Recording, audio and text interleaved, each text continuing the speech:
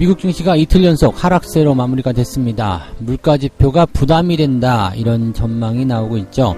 자, 지금 CPI 지표가 발표가 됐는데 30년 정도 만에 가장 최고치를 찍었다. 즉 그만큼 물가가 높아졌다라는 이야기가 되겠습니다.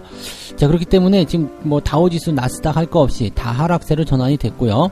뭐 실업지표가 좋게 나왔음에도 불구하고 현재 시점에서는 부담이 굉장히 커져 있는 상태입니다. 물가가 높으면 긴축이 빨리 올 수 있다, 이런 우려감이 있었기 때문이겠죠. 자, 자세한 미국 증시 상황들 알아보도록 하겠습니다. 자, 제2의 테슬라로 불리고 있는 리비안이 상장 임박했다라는 소식이 전해지고 있습니다. 자, 그럼에 따라서 이제 수혜주는 어떤 종목들인가? 물론 이제 리비안 관련 수혜주들 이미 많이 올라온 종목들도 있을 거고요. 준비하는 종목들도 있을 겁니다.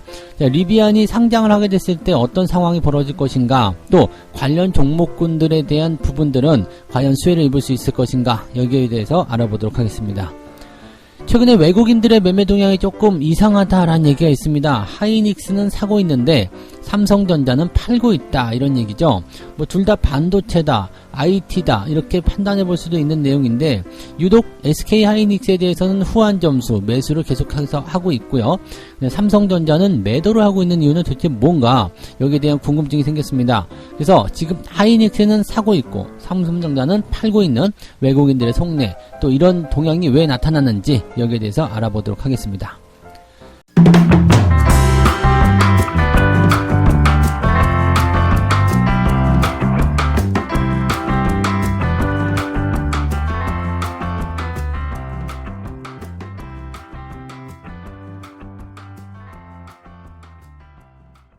네, 반갑습니다. 자, 오늘은 11월 11일 목요일입니다. 빼빼로 되어 있네요. 네, 빼빼로 받으세요. 네, 저를 주시라고요. 네, 빼빼로 되어 있으니까 빼빼로 하나씩 사서 네, 맛있게 드시고요. 누구한테 받으시면 그것도 좋으실 거고요. 누구한테 선물 받는 거 정말 좋지 않겠습니까? 그래서 오늘 지수도 딱 11% 정도만 올랐으면 좋겠습니다. 11% 말고 한 1.1%만 올라도 네, 아주 깔끔하지 않을까 싶은데 지금 시장 상황은 썩 그렇게 대단하진 않아 보입니다. 왜냐면 지금 다우지수 나스닥 둘 다 네, 어떻게 보면 이제 사상 최고가를 찍고 있었던 그런 상황들이 마무리됐다, 뭐 이렇게 볼 수도 있을 것 같을 정도로 상당히 오늘은 좀 큰 폭의 하락이 좀 나타났습니다. 다우지수 같은 경우는 0.59% 하락인데 나스닥은 1.67% 제법 큰 폭의 급락세를 보였어요. 그래서 사상 최고치를 찍고 있었던 부분에서 어제 내렸죠. 그 다음에 오늘 또 한 번 더 내리는 모습인데 내용 자체도 그렇게 썩 좋지는 않습니다. 그냥 보합권 정도로 출발했었던 증시가 오후 들어서면서 쭉 밀려 내려가는 모습이 나타나고 있죠. 그리고 나서 이제 장 막판에 살짝 반등해줬지만 이거는 너무 내렸기 때문에 들어오는 반발 매수 정도로 생각하시는 게 맞습니다. 그래서 단기 조정이 좀 들어가는 그런 위치에 들어온 것이 아닌가라는 판단이 좀 들기도 하겠고요. 또 그 다음에 이렇게 주가를 갑자기 끌어내린 강력한 어떤 재료가 있었을 것 같은데 라는 생각이 좀 들기도 하죠. 자, 어제 우리 아시아 증시부터 시작해서 우리나라 증시까지 다 같이 밀려 내려간 이유가 인플레이션 우려였다라는 분석들이 나오고 있는데, 사실 인플레이션에 대한 부분들은 물가지표가 발표되는 그 부분을 가지고서 이제 두 가지 관점으로도 볼 수 있었던 거거든요. 그래서 이 물가지표가 높게 나온다, 이것이 무조건 악재냐 아니냐를 가지고 이야기 좀 했었는데 지금 시장에서는 그것을 악재로 일단 받아들였다, 이렇게 보시면 될 것 같습니다. 그래서 물가지표 상황을 먼저 알아보도록 합니다. 오늘 시장의 재료는 요거 하나밖에 없어요. 미국의 물가가 급등하고 있다. 그래서 몇 달 내에 에너지와 식품을 뺀 근원 소비자 물가 지표가 전년 대비 7%까지 오를 수 있다, 이런 경고가 났다고 합니다. 굉장히 좀 네, 충격적인 부분 중에 하나죠. 지금 CPI 소비자 물가 지표인데요. 이게 전월보다 0.9% 올랐습니다. 예상치보다 훨씬 더 올라가는 모습인데요. 지난해 같은 기간보다도 6.2%나 상승했다. 이것은 1991년 11월 이후에 최고 기록이다라고 되어 있습니다. 이게 전년 대비 상승률 6.2%. 이 물가가 이렇게 올라간 부분이 약간 기저효과 있겠죠. 전년도에 이제 워낙 이런 경기 침체에 대한 우려감들이 커졌었기 때문에 이번에 그 치고 올라간 부분들, 즉 전년 동기 대비, 전년 대비해서 어느 정도 물가가 올랐느냐를 비교하기에는 조금 무리가 있지 않겠나 생각은 되는데, 어쨌든 기록 수치상으로는 상당히 높은 상황이기 때문에 부담이 클 수밖에 없다라고 되어 있죠. 자, 변동성이 큰 음식과 에너지를 제외했다. 그래서 이제 전년 동기 대비해서 이게 하기도 좀 하다 얘기하니까, 그래서 그러면 변동성이 큰 것 좀 빼자. 에너지, 음식 빼고 하니까 근원 CPI 지표는 얼마큼 올랐냐? 0.6% 상승했다. 전년 동기 대비로는 4.6% 올랐다라고 되어 있습니다. 이거 역시도 이제 제법, 그 시장 예상치를 상회하는 부분이고요. 굉장히 높은 수치죠. 이것도 역시 2991년 8월, 즉 30년 전 보다도 최고치를 찍었다라고 되어 있습니다. 그러니까 근원 CPI도 올랐기 때문에 이렇게 전년도를 비교해서라고 생각하기보다도 대체적으로 물가가 다 올랐다. 그 다음에 그 단기간에 물가 상승률이 굉장히 높게 나타나고 있다라는 것이 이제 부담을 주고 있다고 보시면 될 것 같습니다. 특히 이제 최근에 유가가 좀 많이 올라가면서 에너지 물가가 한 달 만에 4.8%나 증가했다. 지금 휘발유가 많이 올랐더라고요. 그 다음에 음식 가격도 마찬가지예요. 이제 한 5,000원 정도 하던 국밥이 요즘에는 8,000~9,000원 한다는 거, 그것도 생각해 보실 필요가 있겠죠. 그러니까 그런 부분들 보면은 우리나라에서도 다 느낄 수 있는 그런 내용이지 않을까 생각됩니다. 그 다음에 중고차 가격도 많이 올랐고요. 신차 가격도 올랐고, 지금 모든 물가가 다 올랐어요. 우리도 집값부터 시작해가지고, 지금 마트 같은 데 가도 다 올라였죠. 그러니까 이것도 오르고 저것도 오르고, 요즘에 싼 게 없어요. 싼 거는 내 월급, 내 통장에 찍히는 월급, 그거밖에 없죠. 그러니까 월급 빼고 다 올랐다라는 말이 계속 나오는 게 이런 이유 때문이 아닐까 싶기도 한데, 아무튼 물가가 이렇게 계속해서 올라가고 있는 상태.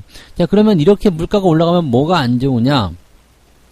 연준이 물가를 잡기 위해서 뭔가 다른 조치를 한다는 얘기죠. 금리를 계속 올린다거나, 지금 테이퍼링을 시작하고 있는 상황이긴 한데 여기다가 더 많이 때린다거나 이런 상황, 예상보다 더 빨리 긴축할 수 있다, 이런 우려감이 나타날 수밖에 없다, 이렇게 될 수 있는 부분이겠죠. 지금 테이퍼링 시작한 지 얼마 되지도 않은 상황인데 이런 상황이 벌어지고 있다, 이렇게 되니까 부담이 될 수밖에 없겠죠.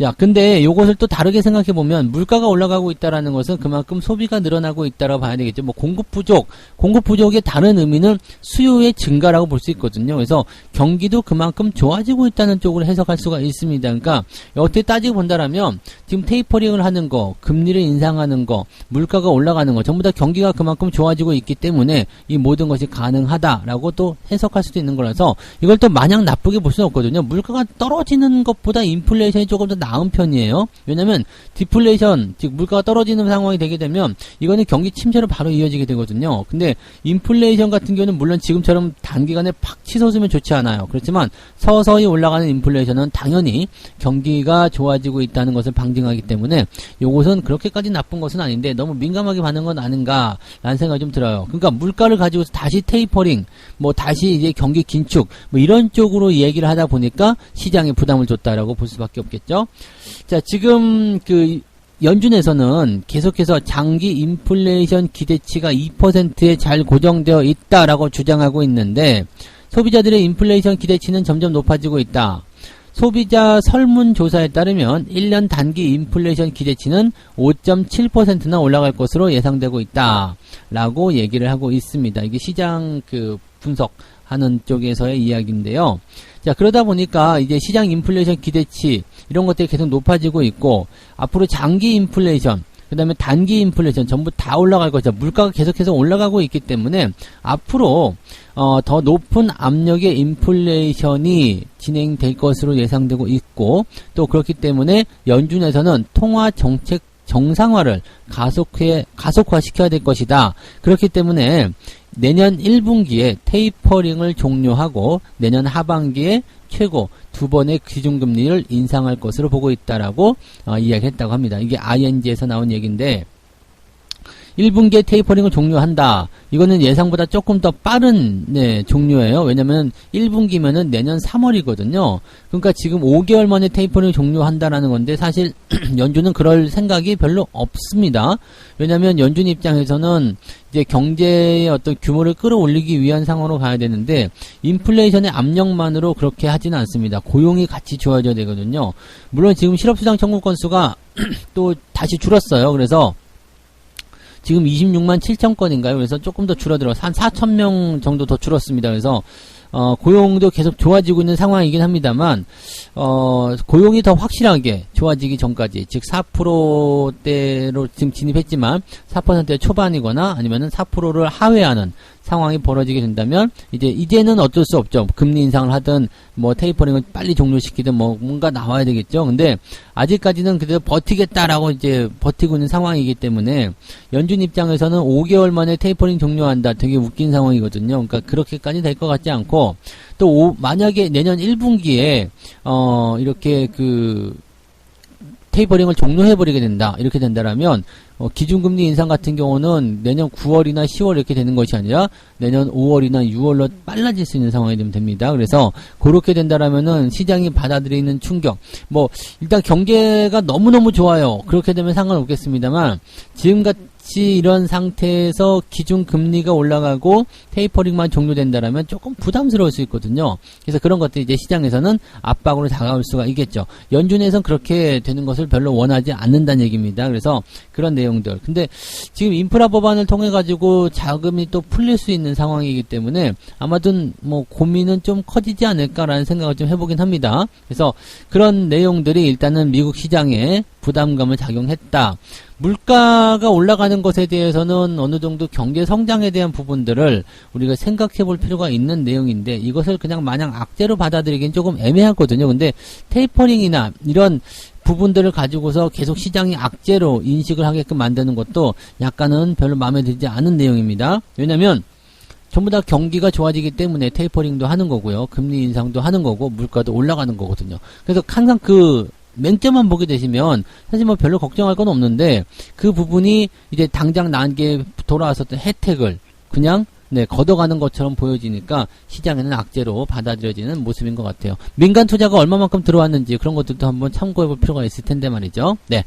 아무튼 미국 증시가 핑계거리를 좀 찾은 것 같아요. 계속해서 올라가던 그런 사상 최고치의 포인트를 꺾어낼 수 있는 거기에 이쯤에서 팔아도 될 것 같은데 라는 그런 핑계거리를 물가지표에서 찾은 것 같다라고 보시면 좋을 것 같습니다. 문제는 이제 국내 증시겠죠. 이제 미국 증시가 이렇게 됐으니까 국내 증시도 어떻게 될 것인가 또 한숨 푹푹 쉬실 것 같은데 일단 뭐 대응을 하셔야 되겠죠. 뭐 어제는 우리가 미리 선 반영을 했기 때문에 어떻게 보면 오늘은 또 그런 선 반영된 부분에서 너무 내렸는데 뭐 좀 올려주자 라는 식의 느낌이 나올 수도 있겠죠. 항상 주식은 지금 현재 저점이라는 것을 인식만 하고 계시면 되겠습니다. 그래서 현재 시점을 얼마만큼 잘 지켜줄 것인가, 그 다음에 여기서 다시 반발에 대한 포인트가 만들어질 것인가, 정말로 인플레이션에 대한 부분 때문에 어제 동반적인 하락이 아시아 증시에 나타났다면 오늘 뚜껑이 열려진 상태에서 오히려 반등세를 보일 수도 있다라고 생각하시는 것도 좋을 것 같아요. 일단 시장 걱정 미리 하지 마시고 상황을 보면서 대응을 하시면 좋겠습니다. 네. 두 번째 이야기로 넘어갈게요. 네. 리비안이 상장 임박했다라는 소식입니다. 국내 수혜주를 찾는 것을 이제 본격화되고 있다. 뭐 이미 다 찾았지 않나요? 네. 리비안 수혜주들 이미 다 알고 계시고 또 주가 변동도 이미 다 나왔는데 뭘 이미 다 된 거를 국내 수혜주를 뭐 찾는 게 본격화되고 있다. 이거는 아닌 것 같아요. 근데 어쨌건 지금 제2의 테슬라로 불리는 미국의 전기차 스타트업 리비안이 나스닥 시장 상장을 앞두고 있다. 그래서 지금 이게 규모가요. 약 기아차의 한 2배 정도 될 거다라고 얘기합니다. 그래서 지금 공모 주가가 주당 57달러에서 62달러 이 정도에서 72에서 74달러로 공모가 전망을 상향시켰다. 그러니까 74달러 정도만 나온다 하면 790억 달러인 포드, 그 다음에 850억 달러인 GM사를 육박하는 수준이다 라고 되어 있습니다. 그래서 지금 보면은 이게 기업 가치가 665억 달러 정도 될 것이다. 이 주당 78달러 정도에 팔 거다. 뭐 이렇게 얘기가 나오고 있으니까 약 78조 원 정도 규모가 나올 것이다. 그러면 혼다 자동차보다도 더 높은 네, 기업 가치. 요즘에는 근데 이 IPO 하고 나면은요. 전부 다 뭐 기존 기업들 뛰어넘고 있어가지고 약간 IPO에 거품이 끼는 거 아닌가 싶은 생각이 좀 있어요. 국내도 마찬가지죠. 기업 공개 IPO 하고 나면 그냥 갑자기 튀어 올라가요. 근데 이 기업들 스타트업 기업들도 굉장히 많고 또 신규 상장한 기업들이 굉장히 많은데 전통적인 기업들은 뭐 다 제끼고 튀어 올라가고 있고 막 이거는 사실 조금 거품적인 부분이 좀 있지 않겠나 생각합니다. 그럼 또 다르게 생각하면 기존의 종목들이 얼마나 재미가 없고 얼마나 이게 그 투자에 대한 부분들이 이렇게 닳고 닳았으면은 새로운 기업이 이렇게 하고 있을까라는 생각이 들기도 하는데, 야, 그래도 약간 이제 이 IPO, 신규 상장 종목들의 어떤 기업 가치가 너무 크게 부풀려지는 것에 대해서는 조금 주의가 필요하지 않을까 싶기도 합니다. 그러니까 너도 나도 그냥 전부 다 그냥 IPO 하는 것 같아요. 얼마 전에 어제였죠? 디어유 같은 경우 따상. 네, 거의 따상 근처죠. 뭐 그렇게 강하게 치고 올라가는 거. 이게 SM의 손자회사죠. 그러다 보니까 뭐 관련 종목들이 움직이지 않을까 싶었는데 어제 엔터주든 또 다 내렸더라고요. 근데 아무튼 이 IPO 관련한 부분에서 기업 가치가 너무 뻥튀기 되는 것은 아닌가라는 생각도 잠깐씩은 해봐야 될 것 같아요. 자, 어쨌든 리비안에 관련한 그런 수혜주도 한번 살펴보면은요. 삼성 SDI가 있겠죠. 지금 이게 원통형 전지, 원형 전지, 네, 원형, 네, 이 원형 전지를 이제 채택하고 있는 부분들이 이제 빨리 늘어나고 있어요. 지금 보면은 전기차에 탑재되는 원형 전지 비중이 빠른 속도로 증가하고 있다. 이게 테슬라를 시작으로 리비안과 루시드 모터스 등이 채택 중에 있다. 이게 중요한 포인트겠죠. 그래서 이미 전기차용 원형 전지를 채택 중인 리비안이 이번 주 상장을 앞두고 있기 때문에 삼성 SDI의 긍정적인 주가 흐름이 기대가 된다. 이게 중요한 부분이겠죠. 그래서 SDI 같은 경우가 사실은 거기에 대한 이제 어떤 기대감들이 좀 있는 부분이기도 합니다. 그래서 LG화학 같은 경우는 주가가 더 많이 빠지고요. SDI 같은 경우는 잘 버티는 이유가 또 이런 데 있는 거 아닌가 싶기도 합니다. 그래서 LG화학의 주가는 요즘에 보면 좀 암울하죠. 뭐 변동성이 좀 크고 막 그래요. 이게 되게 좀 LG화학 같은 경우는 주가가 올라가서 80만원대 중반만 가면은요. 또 100만원 넘어간다 막 그 증권사 기사 막 나오거든요. 희한하게 그 기사 나오자마자 주가 떨어져요. 그러니까 증권사 리포트나 뉴스 이런 것들이 참 보면은 너무하다 싶은 그런 생각도 좀 들기도 해요. 근데 어쨌건 뭐 LG화학 같은 경우는 분사에 대한 어떤 부담감을 계속 갖고 있기 때문에 거기에 대한 내용들이 있다고 보시면 되겠고요. SDI 같은 경우는 일단 뭐 그렇게까지 나쁘지 않습니다. 그래서 그 내용들을 좀 참고해 보시면 되겠는데 이미 SDI도 뭐 어느 정도 많이 올라가고 있는 상태고 어쨌든 전기차가 더 성장하기 때문에 문제 없다 볼 수도 있겠습니다만 약간 이제 성장에 대한 부분들 아니면 주가 상승에 대한 부분들 뭐 다른 배터리들 다 못 가는데 지 혼자 잘 갈 수 없는 거잖아요. 그래서 그런 내용들이 있고 약간 테슬라에 대한 어떤 변동성 그런 것들도 우리가 고민할 필요는 있겠습니다. 네, 그 다음에 아진산업 같은 경우는 이제 리비안, 네, 이제 전기차 부품을 공급하기 위한 그런 부분들, 이런 것들이 있다. 이 대부품이 이제 리비안의 전기차 부품을 공급하기 위한 내용이 전해지는데, 이 아진산업이 대부품의 최대 주주다. 이 대부품이 얼마 전에 상한가도 찍기도 하고 막 그런 모습이 좀 있었죠. 그래서 그런 그 연결고리가 좀 있는 부분이고요. 그다음에 자동차 시트 쪽에서는요, 대원화성, 대유 에이텍 등이 거론되고 있다. 이렇게 되어 있습니다.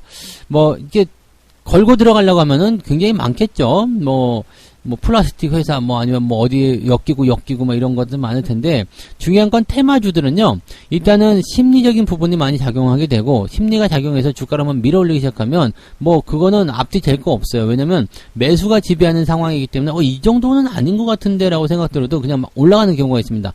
반대로 여기서 투자 심리가 식어버리게 된다면 테마가 아니라 테마 할아버지가 와도 안 되죠. 그래서 이미 많이 올라간 상태에서 더 사줄 사람이 없는 상태. 시장이랑은 철저하게 수요와 공급의 원리로 지배되고 있기 때문에 매수하고자 하는 사람이 없으면 가격은 무조건 떨어지게 되어 있습니다. 그래서 그 내용들을 참고하시기 바랍니다. 매수하고자 하는 사람이 없다는 것은 가격이 이미 많이 올라왔다. 즉 주가가 많이 상승했다는 것을 의미하는 거죠. 그래서 그런 종목들. 즉 많이 올라간 종목은 사지 말자 이런 이야기고요. 테마주들 중에서도 아직 안 올라간 종목군들은 당연히 수혜를 받을 수 있는 상황이 있으니까 그런 쪽으로 잘 참고를 해보시는 게 좋을 것 같습니다. 참고해서 대응하시기 바라고요. 자, 세 번째 이야기 봅니다. 반도체를 살 때인가 외국인들이 SK 하이닉스를 사고 있다. 근데 삼성전자는 팔고 있는데 왜 그러는 거예요? 네, 이렇게. 네. 그럼 외국인한테 물어봐야지, 왜 여기다가. 자, 대형 반도체주 SK 하이닉스에 대한 외국인 매수세가 계속해서 이어지고 있다. 자, 지금 외국인들의 반도체 업황 개선 기대감이 SK 하이닉스를 매수를 하게끔 만들어주고 있다라고 되어 있고요. 그 다음에 삼성전자 같은 경우는 한국 증시에 대한 회의적인 분위기를 반영한다라는 분석이 나왔다고 합니다. 이게 뭔 소린가요? 지금 그 반도체 업황 개선 기대감에 대한 부분 때문에 하이닉스는 매수하지만 한국 증시는 그다지 좋아 보이지 않아서 삼성전자를 팔고 있다. 이게 네. 진짜 이렇게 분석이 되면 안 되지 않을까요? 자, 어쨌든 반도체 1등은 삼성전자 아닙니까? 근데 이쪽 부분에서 뭐 이렇게 한국 증시에 대한 회의감 때문에 삼성전자를 매도하는데 반도체 업황이 좋아질 것이기 때문에 하이닉스를 사야 되겠다. 물론 그런 게 있죠. 하이닉스는 반도체에 특화되어 있다고 볼 수 있을 정도로 반도체의 비중이 높기 때문에 하이닉스가 이제 그렇게 볼 수도 있겠습니다만, 그래도 삼성전자 반도체 업황이 좋다라고 하는데 삼성전자를 그래서 판다. 이거는 좀 아닌 것 같고요. 지금 그냥 뭐 얘기를 굳이 따지고 들어가자면 그런 거겠죠. 반도체 업황에 대한 부분들이 있어서 좋아질 거 생각되지만 우리나라를 대표하는 기업인 삼성전자이기 때문에 뭐 그렇게 나올 수도 있겠다. 이렇게 얘기가 되는 것 같긴 해요. 근데 SK 하이닉스도 시총 2등이란 말이에요. 근데 뭐 대표를 안 하는 기업은 아닐 거란 말이죠. 그러니까 이런 식으로 분석하는 것이 아니라 이제 증권사가 얘기할 수 없었던 그런 부분들은 뭐가 있을까요? 내가 원하는 가격이 아직 안 왔다라는 느낌이겠죠. 개인들이 아직 삼성전자에 많아요. 하이닉스에는 많이 빠져나갔어요. 그래서 내가 좀 살만하고요. 삼성전자에는 아직도 개인이 많아요. 이렇게 기사를 쓰고 싶은데 실질적으로 그렇게 쓸 수가 없는 것이 문제였지 않을까 생각이 드네요. 자, 매매 동향을 잠깐 볼게요. 외국인들은 전날까지 8거래일 연속 SK 하이닉스를 순매수했다. 근데 여기서 또 재밌는 거. 증권사에서도 바로 얘기가 나옵니다. 외국인이 SK 하이닉스를 순매수하고 있는 것은 메모리 반도체 업황이 바닥을 찍었다고 보고 있기 때문이다라고 풀이된다. 그래서 선제적인 매수 전략이 유효하다.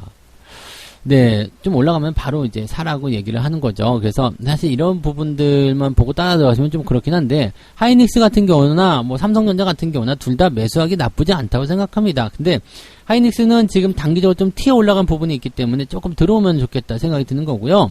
삼성전자는 지금 어느 정도 내려온 수준이기 때문에 현재 수준에서는 그냥 유지를 좀 해주는 게 좋지 않겠느냐고 생각됩니다. 근데 문제는 하이닉스 같은 경우는 단기 상승을 제법 해놓은 이후에 주가가 빵 하고 떨어졌었던 내용이 있었기 때문에 가격대가 상당히 매력적이었어요. 그래서 그 가격적인 측면에서만 본다라면은 매수하기 좋았었던 그런 어떤 가격대 형성이 좀 됐었던 부분이 있었고요.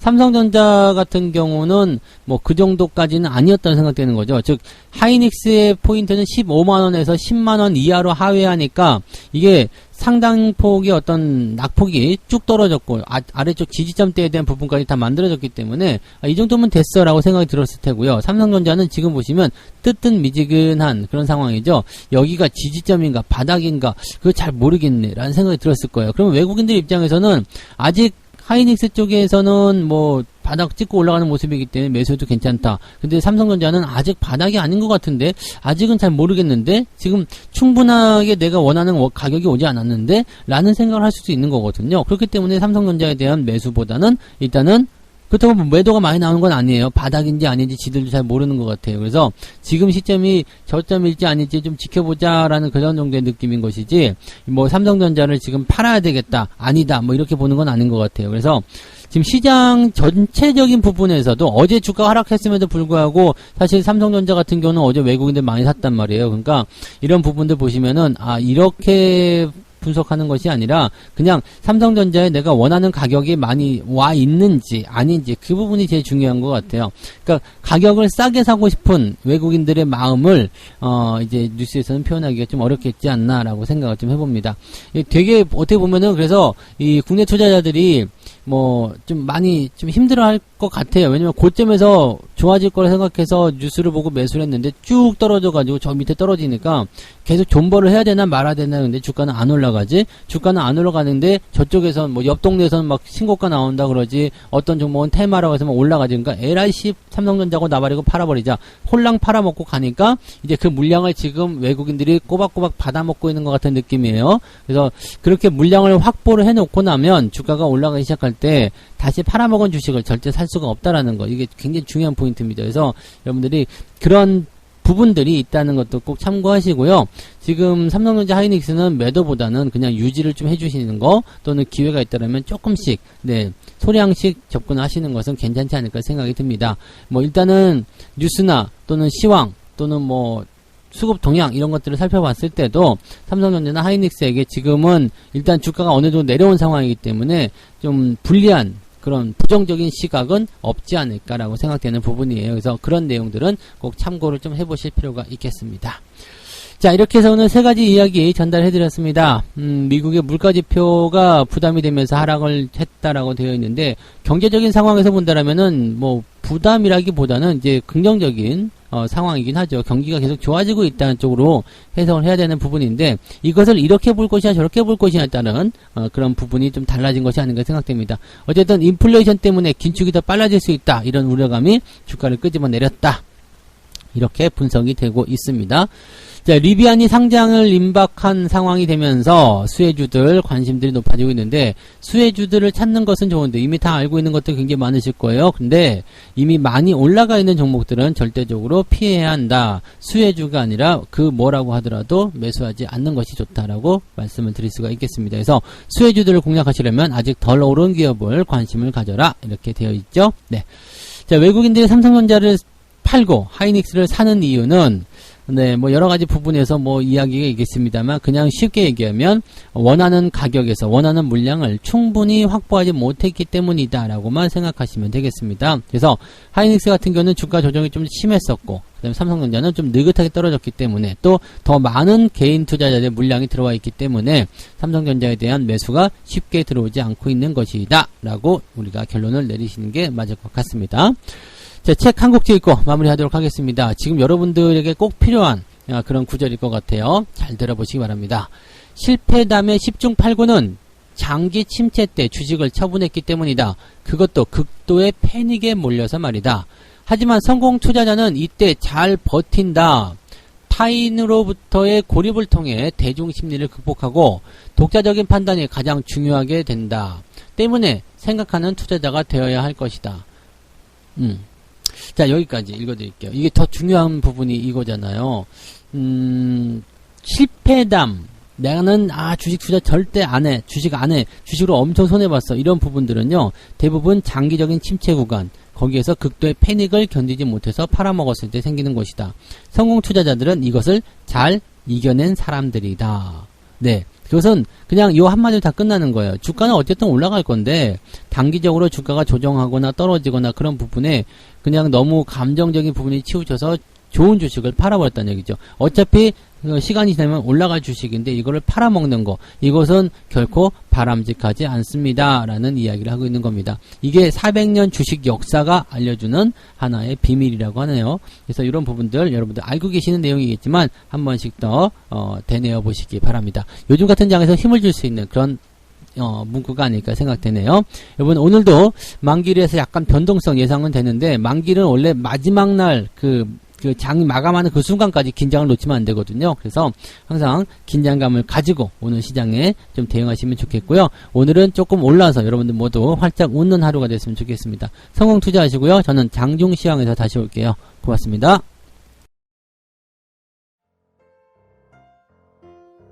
본 방송에서 제공되는 모든 정보는 투자 판단의 참고 자료이며 투자의 최종 책임은 본 방송을 이용하는 본인에게 있습니다.